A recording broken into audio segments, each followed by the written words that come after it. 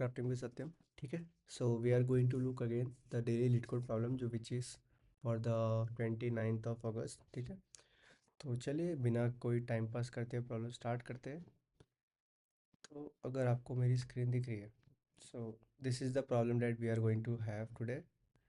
So let me just expand this. ठीक है, तो प्रॉब्लम क्या करता है कि Alice and Bob, there are two players. Okay, so they will start playing the game one by one for each particular turn. So what usually is that we are given flowers.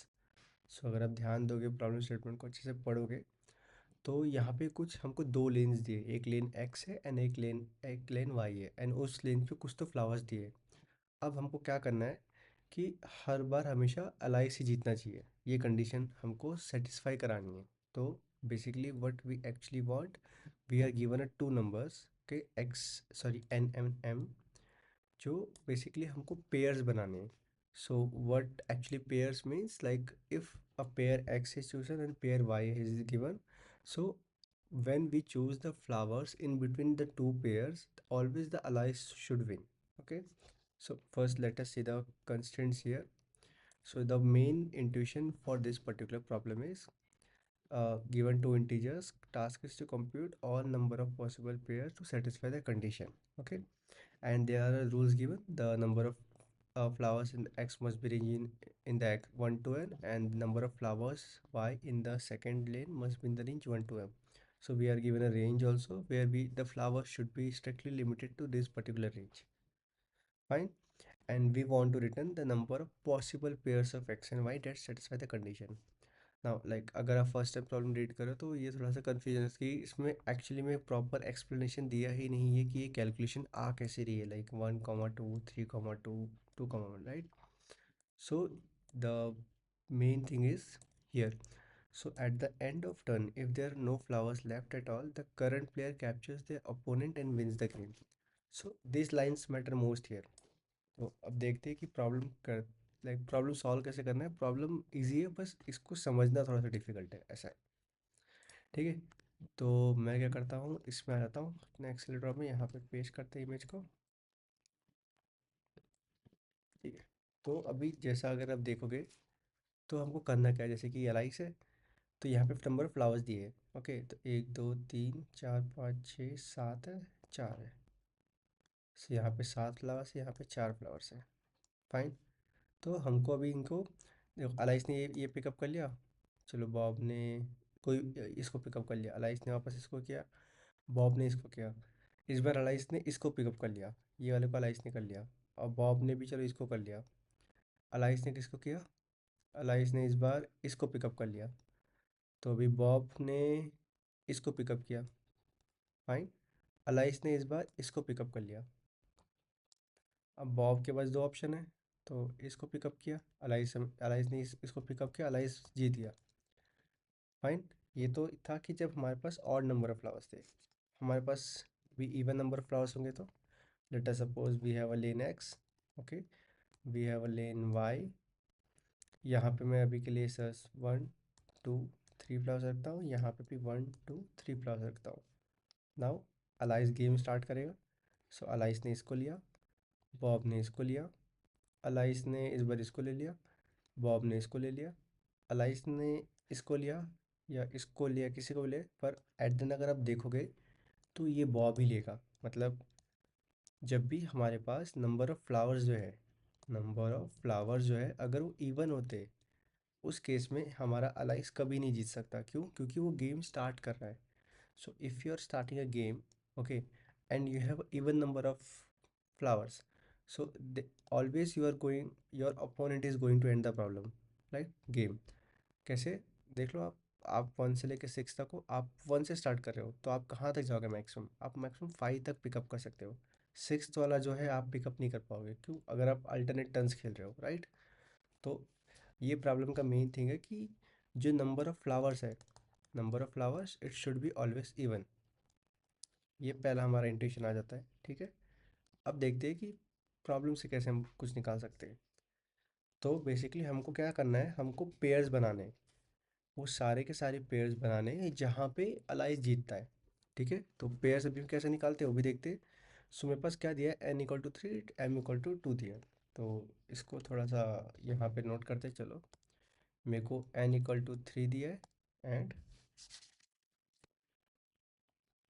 m equal to 2 दिया है। तो इसका क्या मतलब है कि मेरे पास कुछ 1 2 3 ये फ्लावर्स का सेट है। नेक्स्ट सेट क्या है, 1 2, ये n हो गया, ये m हो गया। अब मुझे क्या करना है बेसिकली, मुझे सारे के सारे पेयर्स बनाने। पेयर्स कैसे बनाने, कि अगर मेरे पास x कॉमा वाई पेयर है, ओके, तो ये जो x कॉमा वाई पेयर है ये मेरे टोटल नंबर ऑफ फ्लावर्स है। ओके, टोटल नंबर फ्लावर्स है। तो x मेरा x लेन को रिप्रेजेंट करेगा, y मेरा y लेन को रिप्रेजेंट करेगा, ऐसा। तो अभी हमने कंडीशन डिस्कस की थी कि जो हमारा लेन का फ्लावर्स का टोटल काउंट ऑफ फ्लावर्स है वो क्या ऑड होने चाहिए। तो हमको वैसे पेयर्स बनाने हैं जिनका सम ऑड हो, राइट। कैसे, देखो अगर आप 1 1 चूज़ करते हो तो यहाँ पे एक फ्लावर, यहाँ पे फ्लावर है। अलाइस इसको पिकअप करे या इसको पिकअप करे, एक फ्लावर तो बॉब पिकअप करेगा, वो जीत जाएगा। तो ये कंडीशन तो हम नहीं ले सकते। अगर आप 2 2 लेंगे, सेम कंडीशन, एक यहाँ एक यहाँ एक यहाँ यहाँ की एक यहाँ। अलाइस इसको लिया, बॉब इसको लिया, अलाइस इसको लिया, बॉब इसको लिया, बॉब जीत जाएगा। तो ये कंडीशन सेटिस्फाई नहीं करती है। पर अगर आप कोई और नंबर्स लेते हैं, जैसे 1 2 लेंगे, तो यहाँ पे एक फ्लावर है, यहाँ पे दो फ्लावर है। तो अलाइस चाहे इसको ले चाहे इसको ले, बॉब को एक पिकअप करना पड़ेगा एंड एक फ्लावर बच जाएगा, तो इसको अलाइस पिकअप करके जीत जाएगा, राइट। सो आई थिंक आपको आइडिया आ गया होगा कि आपको पेयर्स कैसे बनाने हैं। तो पेयर्स कैसे बनेंगे, the total sum of pair should be odd, ऐसा समझ लो, ठीक है। तो कैसे होगा अभी पेयर्स हमारे पास, हम 1 1 मैं अपने सारे पेयर्स बना के दिखाता हूँ, फिर इसको नेगलेक्ट करेंगे। 1 1 1 2 हो गया, 2 1 हो गया, 2 2 हो गया, 3 1 हो गया एंड 3 2 हो गया। तो ये मेरे पॉसिबल पेयर्स बनेंगे। अब इनमें से कौन से पेयर्स जिसमें बॉब जीत सकता है, ये पेयर हम नहीं ले सकते, इसमें बॉब जीत जाएगा। ये हम ले सकते, 2 1 भी ले सकते, ऑड है। इसको भी नहीं ले सकते, बॉब जीत जाएगा। इसको ले सकते, राइट। इसको भी ले सकते, इसको नहीं ले सकते। 3 + 1 4 इवन हो जाएंगे, तो बॉब जीत जाएगा। ये ले सकते हैं। तो मेरे पास जो पॉसिबल नंबर ऑफ पेयर्स बन रहे वो अभी क्या बन रहे हैं, 1 2 फाइन, 2 1 एंड 3 2। तो अगर आप प्रॉब्लम पे ध्यान दोगे तो यही पेयर्स का आंसर है, राइट। अब आते हैं 1 1 पे। यहाँ पे कैसे दिया है, 1 1, तो इसमें तो एक ही बनेगा आपके पास, क्या आप इतना ही एक ही पेयर्स बना सकते हो। तो इस केस में हमेशा बॉब ही जीतेगा, राइट। इस केस में हमेशा बॉब ही जीतेगा, तो हमको फिर आंसर मिलेगा ही नहीं, तो हम डायरेक्टली इसके लिए 0 रिटर्न कर देंगे, ठीक है। तो ये आपको पेयर्स बनाने। अब पेयर्स हम बनाएंगे कैसे, so the first thing comes the brute force approach. Brute force तो आपको पता ही होगा कि आप क्या करो, 1 से लेके n तक इटरेट करो। एक आउटर लूप आई, फिर एक इनर लूप जे बनाओ, जो क्या करता है 1 से लेके m तक जाएगा।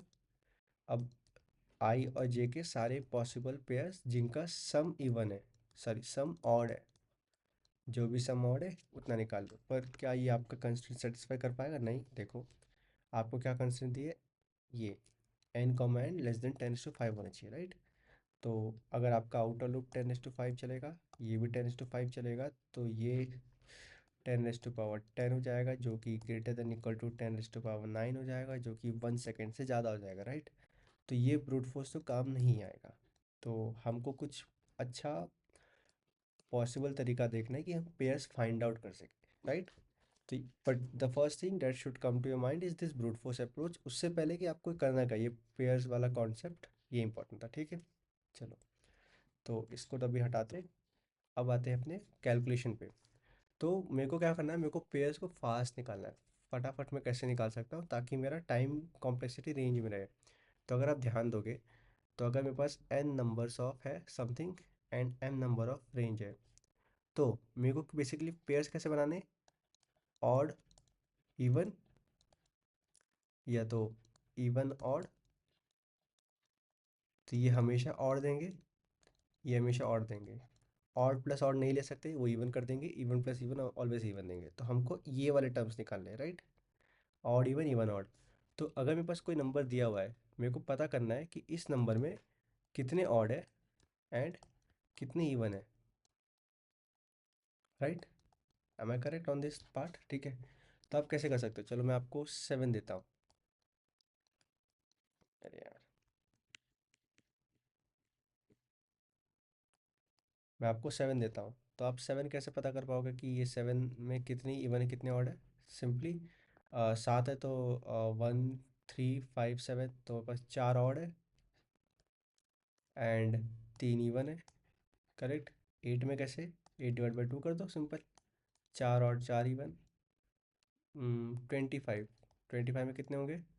तो फॉर्मूला कैसे बन जाएगा? 25 है तो 25 + 1 26 divide by 2 which will 13। 13 odd है। नाउ 25 - 1 डिवाइड बाई 2 24 हो जाएगा। 12। 12 इवन है। तो इस तरीके से हम निकाल सकते हैं। मतलब ये तो ये तो बेसिक सा मैथ्स है ना, हो गया ना, कि मेरे पास कुछ नंबर से 25 तक नंबर है, तो मेरे को बस ऑड पता करना है। तो अगर ये नंबर ऑड है तो +1 डिवाइड बाई 2 कर दो एंड -1 डिवाइड बाई 2 कर दो, तो ये आपको ऑड एंड इवन काउंट मिल जाएगा। और अगर इवन नंबर है तो सिंपली डिवाइड बाई 2 कर दो, डजेंट मैटर। राइट? आपके सेम ही रहेंगे। तो हम क्या करेंगे, हम कुछ वैल्यूज फाइंड आउट करेंगे। N and M. ओके।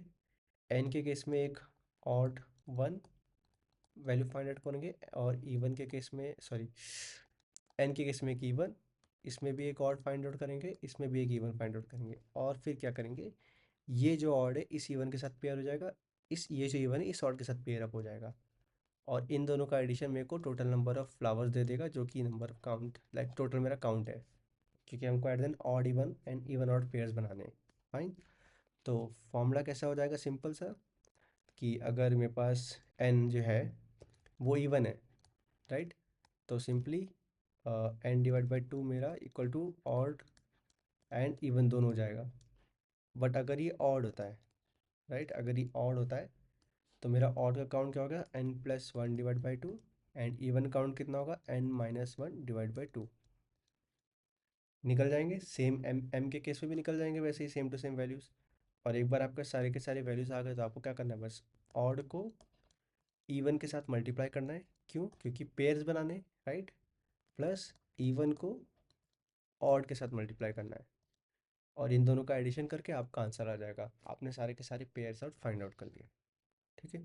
तो इसका टाइम कॉम्प्लेक्सिटी कितना जाएगा? कुछ नहीं जाएगा, बिग ऑफ 1 रहेगा almost. Constant space, constant time complexity with constant space almost. ठीक है। तो आई होप से आपको प्रॉब्लम समझा होगा, प्रॉब्लम का इंट्यूशन समझा होगा, एंड इसको कैसे अप्रोच करना है। ठीक है। तो हम स्टार्ट करते हैं कोड करना। इसमें ज़्यादा टाइम तो लगना नहीं चाहिए कोड में। ठीक है। तो मैं पहला बेस केस लिख देता हूँ कि अगर in case n equals to 1 है एंड m इक्वल टू 1 है, तो रिटर्न कर दो 0। मेरे पास कुछ पेयर्स नहीं बनेंगे। मैं क्या करता हूँ, इंट ऑड 1 लेता हूँ, equal to 0, even 1 equal to 0। ठीक है। इवन 1 इक्वल टू 0 हो गया। देन मैं फिर ऑड 2 लेता हूँ, जो कि इक्वल टू 0 हो जाएगा, एंड इवन 2 इक्वल टू 0। अब मैं पहले n के लिए निकाल लेता हूँ, तो मेरा अगर n क्या है, n मॉड 2 है, सॉरी n मॉड 2 है। अगर n मेरा ऑड है तो मेरे को क्या निकालना है? ऑड 1 निकालना है। तो ऑड 1 क्या होगा? n+1/2। ओके। एंड इवन 1 क्या हो जाएगा? n-1/2। और अगर कुछ भी नहीं है तो odd 1 is equals to even 1 is equals to n/2। Simple. ये मेरा फर्स्ट कंडीशन हो गया। अब सिमिलरली जाते हैं m के लिए। m कैसा रहेगा? तो मैं क्या करता हूँ, इसी को कॉपी पेस्ट कर लेता हूँ, ज़्यादा क्यों ही, फिर लिख लेते, छोड़ो। अगर मेरा m अगर मेरा m मॉड, अरे यार क्या हो रहा है ये? अगर मेरा m मॉड 2 ऑड है तो simple odd 2 is equals to m+1/2 हो गया। एंड मेरा इवन क्या हो जाएगा? इवन 2 m-1/2 हो जाएगा।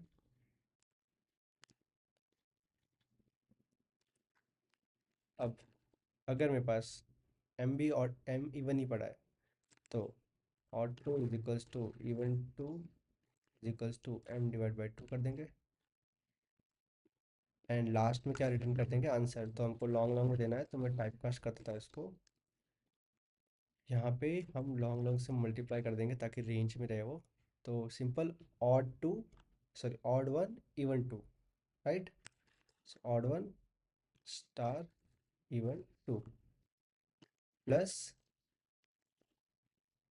Odd even two odd one, so even two star odd one. इसको रन करके देखते हैं। ओके, रॉन्ग आंसर आ गया, ऐसे कैसे आ गया। देखते हैं हमने क्या गड़बड़ किया है यहाँ पे। m+1 ऑड वन को इवन टू किया है, इवन टू को, सॉरी इवन टू को ऑड टू करना है हमको। नहीं नहीं नहीं नहीं, देखो इवन वन को ऑड टू करना है। Odd one even two, even one odd two, ठीक है। अब हमको आंसर आ जाएगा, maybe correct. Still we got the long answer. Let me just check this once. Odd one odd two even to है, odd one निकाला है n+1/2 m-1/2। अगर ऑड है, odd one is equals to even one is equals to n/2, fine. Odd two m+1/2 and even two m-1/2, odd two is equals to even two is equals to m/2। Okay, odd one, अच्छा यहाँ पे and है, ठीक। ठीक है, test case चल गए, इसको सबमिट करके देखते हैं। सो देख सकते हो आप, ठीक है, जैसा कि, तो हमारा टच चल गया। Constant memory, constant time complexity है, मेमोरी स्पेस भी उतना ही है। तो आई होप सो लाइक आपको ये प्रॉब्लम समझा होगा कि हम किस तरीके से इस प्रॉब्लम को अप्रोच कर सकते हैं। इसमें ज़्यादा मेन तो कैच वही था कि पेयर्स कैसे बनाने हैं, वो मेन चीज़ डिफ़िकल्ट था। बाकी तो पेयर्स के फॉर्मूला तो लाइक बेसिक मैथमेटिक्स ही हो गया। ठीक है, तो मिलते हैं फिर अगले वीडियो में। तब तक के लिए आप मेरा दूसरे वीडियोस भी चेक कर सकते हो। आज हमारा वो लोड बैलेंसर का सेकंड पार्ट जाने वाला है, तो आप चेकआउट कर लेना, मैं इसका लिंक वीडियो के डिस्क्रिप्शन में डाल दूँगा।